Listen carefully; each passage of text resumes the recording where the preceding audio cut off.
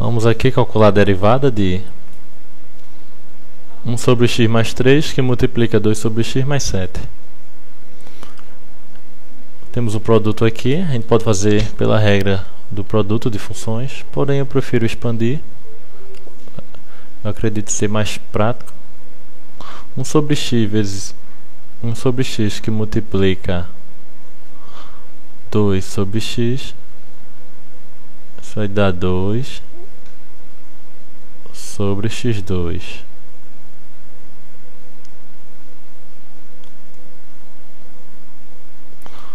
Um sobre x que multiplica 7, isso aqui vai dar 7 sobre x. 3 que multiplica 2 sobre x, isso aqui vai dar 6 sobre x. 3 que multiplica 7, 21. Colocando os expoentes para o numerador, isso aqui fica igual a 2x elevado a menos 2 mais... Eu posso somar essas duas frações, já que ela tem o mesmo denominador. Fica 7 mais 6, 13. X elevado a menos 1. Somando essas duas frações, eu tenho 7 sobre x mais 6 sobre x. Isso aqui será igual, repete o denominador, soma o numerador, 6 mais 7, 13.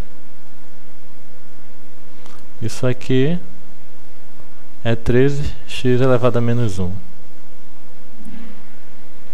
mais 21. Agora eu derivando, calculando f' de x é igual,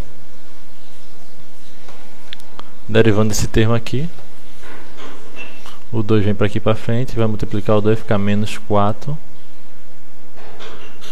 x elevado menos 2 menos 1 vai dar menos 3. Menos 1 vai multiplicar o mais 3, vai ficar menos 13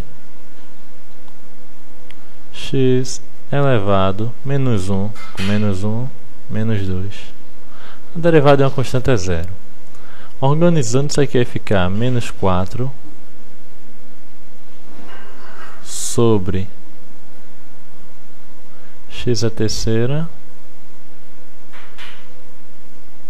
menos 13x ao quadrado. A gente for aqui no wx máximo, vamos ver aqui, conferir.